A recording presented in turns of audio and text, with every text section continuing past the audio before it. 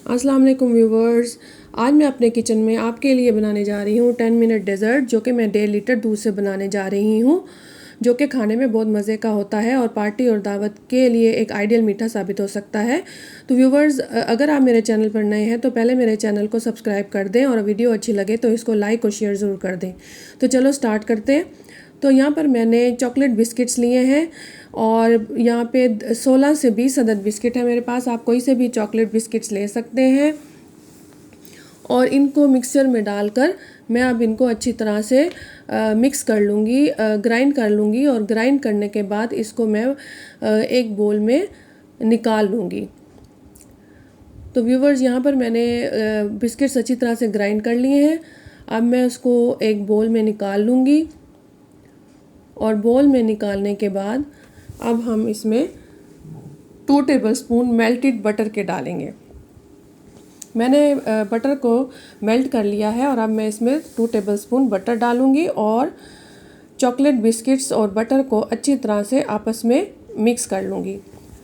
अब इसको मिक्स करने के बाद हम इसको सर्विंग बोल में डाल देंगे और सर्विंग बोल में डालने के बाद हम बिस्किट्स और बटर के मिक्सचर को अच्छी तरह से सेट कर देंगे और इसको हमने दबा दबा के सेट करना है।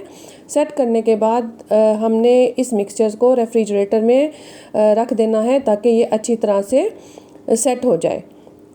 और फ्रिज में रखने के बाद अब हम जो अगले स्टेप्स हैं वो करेंगे, जिसमें हमने सबसे पहले मिल्क पुडिंग बनानी है, जो कि मैं 1.5 लीटर दूध से बनाने जा रही हूँ। यहाँ मैंने 1.5 लीटर दूध लेकर उसको बॉईल कर लिया है और उसमें 1 कप मैंने चीनी के डाल दिया है और अब मैं चीनी को दूध में अच्छी तरह से मिक्स कर लूँगी। जब चीनी और दूध अच्छी तरह से मिक्स हो जाएंगे तो फिर मैं दूध में कॉर्नफ्लोर डालूँगी और कॉर्नफ्लोर डालने के बाद मैं दूध को उस वक्त तक पकाऊँगी जब तक ये गाढ़ा नहीं हो जाता। तो यहाँ पे मैंने अब एक छोटे से बोल में 3 टेबलस्पून कॉर्नफ्लोर लिया है और उसको पानी में या थोड़े से दूध में इसको मिक्स कर लें। मैंने यहाँ पे दूध में 3 टेबलस्पून कॉर्नफ्लोर मिक्स किया है। अब हम ये कॉर्नफ्लोर इस दूध में मिक्स कर देंगे और अच्छी तरह से चम्मच चलाएंगे और मुसलसल चम्मच चलाना है ताकि कॉर्नफ्लोर की अंदर गुठलियाँ ना बने और उस वक्त तक दूध को पकाएंगे जब तक कि ये थिक ना हो जाए, यानी जितनी थिकनेस हमें चाहिए उस वक्त तक हमने इस दूध को पकाना है। तो व्यूवर्स, यहाँ पे जो दूध है वो अच्छी तरह से गाढ़ा हो गया है। अब हम दूध के नीचे से आग बंद कर देंगे और इस पुडिंग को हम ठंडा होने के लिए रख देंगे। जब पुडिंग रूम टेम्परेचर पर आ जाएगी तो फिर हम इसमें 1 पैकेट क्रीम का डाल देंगे। मैंने यहाँ टेट्रा पैक की क्रीम ली है। आप इसके लिए कोई भी क्रीम यूज़ कर सकते हैं, घर की फ्रेश क्रीम भी इसमें आप यूज़ कर सकते हैं। अब इस पुडिंग को हम अच्छी तरह से क्रीम के साथ मिक्स कर लेंगे। यहाँ पे क्रीम जो है वो अच्छी तरह से मिक्स हो गई है और अब ये जो पुडिंग है ये रूम टेम्परेचर पर आ चुकी है और ये बिल्कुल नॉर्मल टेम्परेचर पे है। अब यहाँ पर हम इस पुडिंग को, जो हमने बिस्किट की लेयर सर्विंग बोल में तैयार की थी, इस पुडिंग को हम उसके ऊपर लेयर डाल देंगे, उस पुडिंग की एक लेयर डाल देंगे और इसको भी थोड़ी देर के लिए सेट होने के लिए रेफ्रिजरेटर में रख देंगे ताकि ये भी अच्छी तरह से सेट हो जाए। यहाँ पे हमने लेयर लगा दी है। अब हम इसको रेफ्रिजरेटर में रख देंगे। रेफ्रिजरेटर में रखने के बाद हम इसका अब तीसरा स्टेप करेंगे, जिसमें हमने चॉकलेट गनाश बनानी है, यानी उसके ऊपर जो चॉकलेट की लेयर लगानी है वो हम बनाएंगे।